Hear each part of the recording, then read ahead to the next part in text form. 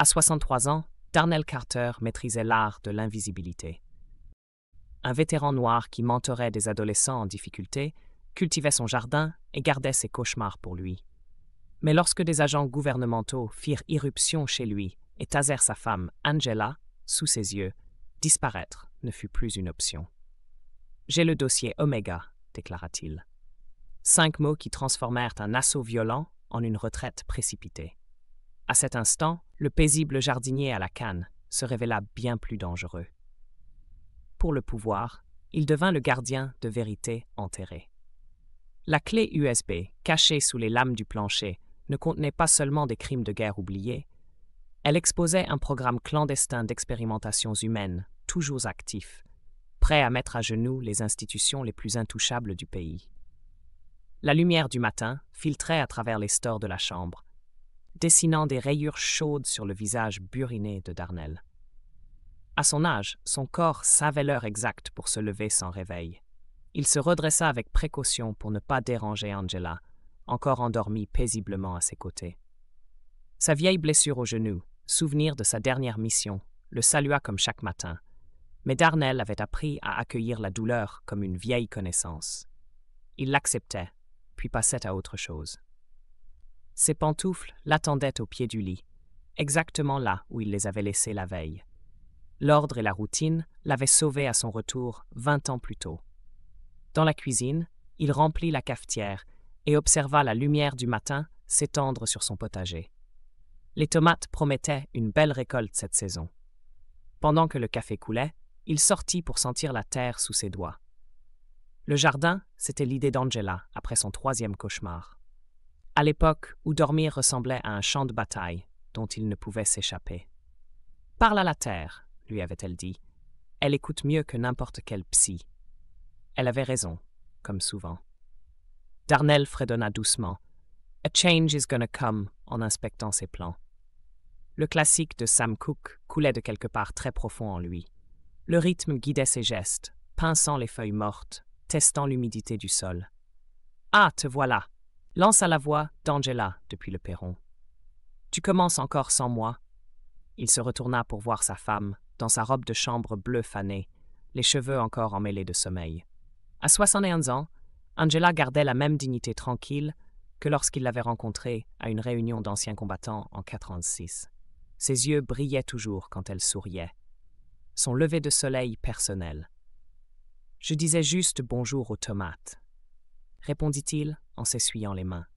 « Le café est prêt. » À l'intérieur, Angela bougeait avec l'efficacité acquise au fil des années, sortant des œufs et des poivrons du frigo, pendant que son téléphone diffusait un podcast sur les réformes du PTSD. Darnell s'installa à la table, la regardant s'affairer. « Le sénateur Laurent pousse pour étendre la couverture au traumatisme non combattant, » dit-elle en hochant la tête vers son téléphone. Il dit que les anciennes définitions n'incluent pas ce que le personnel de soutien a pu voir. « Ça ne devrait pas compter si tu tiens un fusil ou un clipboard, » marmonna Darnell.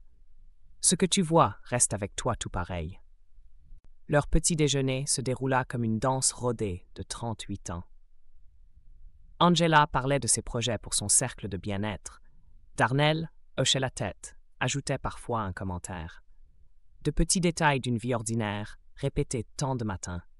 Après avoir débarrassé, ils marchèrent jusqu'au centre communautaire à 5 rues de là. Leur quartier n'était pas riche, mais il avait du cœur. Les voisins les saluaient depuis leur porche. Des enfants interrompaient leur jeu pour crier « Bonjour, monsieur et madame C. »« Bonjour, madame Carter. Vos brownies la semaine dernière étaient trop bons, » lança Jasmine, 12 ans, depuis son jardin. « Contente qu'il t'ait plu, ma belle, » répondit Angela avec un sourire. Au centre, ils s'embrassèrent avant de se séparer.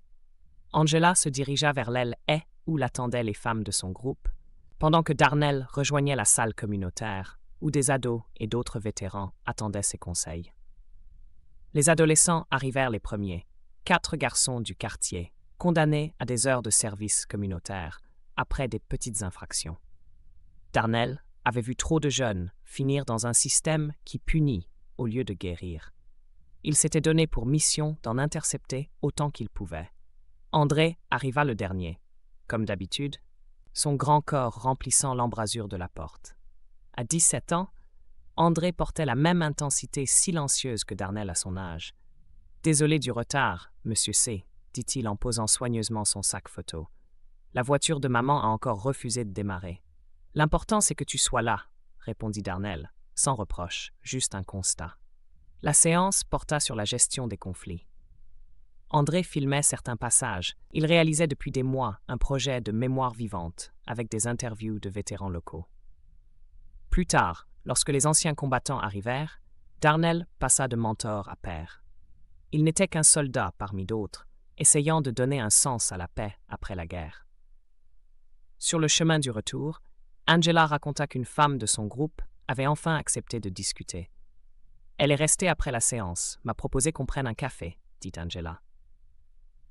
Darnell hocha la tête, comprenant l'importance. « C'est bien, petit pas. » Angela ralentit soudain. « Ce SUV noir est encore là, » dit-elle doucement en désignant un véhicule garé un peu plus loin. Darnell suivit son regard. Moteur coupé, vitres teintées. « Probablement rien, » dit-il en serrant sa main. « Des voisins qui reçoivent. 3 jours qu'il est là, au même endroit, même heure. Personne n'en sort, personne ne vient. » Il sourit à moitié. « Et c'est toi qui vois des menaces partout maintenant. » À la maison, Angela prépara le dîner pendant que Darnell rejoignit son bureau. Son air détendu tomba dès qu'il fut seul. Il visionna les images des caméras de surveillance. Mardi, mercredi, jeudi. Toujours la même voiture, à la même heure, pour exactement 47 minutes. Les coïncidences ne respectaient pas des horaires. Cette nuit-là, il rencontra Martin, son vieil ami avocat, dans un petit bistrot à la sortie de la ville. « Ton nom ressort sur des listes de surveillance, Darnell, » dit Martin en lui tendant un dossier. « Ce recours collectif que tu aides à monter contre le ministère pour les essais cliniques, ça secoue là-haut. »« On veut juste des soins pour les effets secondaires, » dit Darnell. « Non, tu cherches la responsabilité, » corrigea Martin. « Et ça, c'est toujours plus dangereux. » Le lendemain, André passa chez eux, tout excité de montrer ses dernières images. Ils s'installèrent sur le perron. « T'as un don, » dit Darnell en posant la main sur son épaule. « Tu écoutes sans forcer. »« J'ai appris avec vous, monsieur C. » répondit André, sérieux. Plus tard, un officier en patrouille ralentit devant la maison. Sarah Klein, la policière du quartier, jeta un regard qui s'attarda sur eux avant de repartir. Au commissariat, elle trouva une enveloppe sur son bureau avec son nom et la mention « confidentielle » en rouge. À l'intérieur, une photo de Darnell et une fiche marquée « menace domestique possible », observée et rapportée. Sarah connaissait Darnell depuis des années. Elle rangea le dossier dans son tiroir, mal à l'aise. Chez les Carter, Angela se heurta à un autre mystère. « Comment mes dossiers peuvent-ils avoir disparu ?» dit-elle au technicien au téléphone. « Tout a été effacé, même le cloud. »« Il faut quelqu'un de très compétent pour faire ça, » dit prudemment le technicien. Angela raccrocha, le regard hanté. Cette nuit-là, Darnell rêva encore du désert. Des hommes en tenue sans insigne, des civils exécutés, un commandant arrachant un ordinateur avant de partir. Darnell avait copié les données, enterré la clé USB sous un rocher distinctif, noté les coordonnées dans un code. Il se réveilla en sursaut. Encore le même rêve, demanda Angela dans l'obscurité. Pas un rêve, jamais été. Le lendemain à l'aube, un faux agent municipal frappa à leur porte. « Inspection de routine », annonça-t-il en balayant l'intérieur des yeux. « C'est notre maison depuis 20 ans, » répondit Darnell en bloquant l'entrée. « Les règlements changent, je repasserai. » Après son départ, Darnell vérifia les caméras. Les 2 derniers jours d'alerte avaient été effacés. Il sortit sur le perron, scrutant la nuit. « Ça commence », murmura-t-il. 4 jours plus tard, ils étaient réveillés en pleine nuit par des hommes en tenue tactique qui encerclaient la maison. Un mégaphone ordonna leur reddition. Darnell fit promettre à Angela de rester derrière lui. Il s'apprêtait à ouvrir quand une explosion de lumière et de bruit fracassa les fenêtres. Il cria à Angela de ne pas bouger, mais la vit tituber, désorientée, avant qu'un officier ne la tasât. Elle s'effondra en convulsant. Darnell rugit, repoussa l'agent qui le plaquait, se précipita vers la porte. Un point rouge vacilla sur sa poitrine. Alors il parla. « J'ai le dossier Omega. » Tout changea. Le commandant cria d'arrêter, consulta sa radio. « Confirmé, dit-il enfin. Pas d'arrestation. Équipe médicale pour la femme. Darnell se jeta auprès d'Angela, prenant sa main. Elle ouvrit les yeux. Qu'est-ce qui se passe? Tout ira bien, promit-il sans en être sûr. À l'hôpital, après qu'on les eut séparés, un aumônier entra discrètement. Reggie, souffla Darnell, reconnaissant son vieil ami. Il faut disparaître, dit Reggie en lui donnant une clé. Tout ce qu'il te faut est dans ce box. 3 jours plus tard, Angela rentra à la maison, tremblante, l'oreille encore douloureuse. Les photos sur la cheminée avaient été déplacées. Ils sont venus pendant qu'on n'était pas là. Alors Darnell raconta tout. Les crimes de guerre, les expérimentations, la clé USB. André et Elijah, son ami hacker, les rejoignirent. Ensemble, ils découvrirent des dossiers sur des fosses communes, des sites noirs. Ils organisèrent la fuite de détenus, exposèrent les vidéos, forcèrent la vérité à jaillir. Partout, des familles reçurent des documents qui prouvaient que leur fils n'était pas mort par hasard. Les foules grossirent. Le slogan « Oméga est vérité » résonna devant le Capitole. Quand Iron Wall fut démantelé, quand Stroud fut arrêté, quand la loi Carter fut votée pour soigner les victimes, Darnell et Angela purent enfin respirer. Un soir d'hiver, un garçon frappa à leur porte. « Ma maîtresse dit que vous êtes des héros. Vous pouvez me raconter ?» Angela échangea un regard attendri avec Darnell, puis sourit largement et fit signe au petit de s'avancer. Il se tenait là, son bonnet encore couvert de flocons, les joues rouges d'avoir couru dans la neige. Ses yeux brillaient d'un mélange de curiosité et d'admiration, comme s'il avait devant lui 2 personnages tout droit sortis des livres d'histoire. « Entre donc, mon petit, enlève tes bottes mouillées, » dit Angela d'une voix douce. Darnell se leva lentement, son genou grinçant toujours un peu à cause des vieilles blessures, et tira une chaise pour leur jeune visiteur. Le garçon s'assit prudemment, regardant autour de lui comme pour mémoriser chaque détail de cette pièce modeste où vivaient, selon les rumeurs de son école, 2 personnes extraordinaires. « C'est vrai que vous avez fait des choses très importantes ?»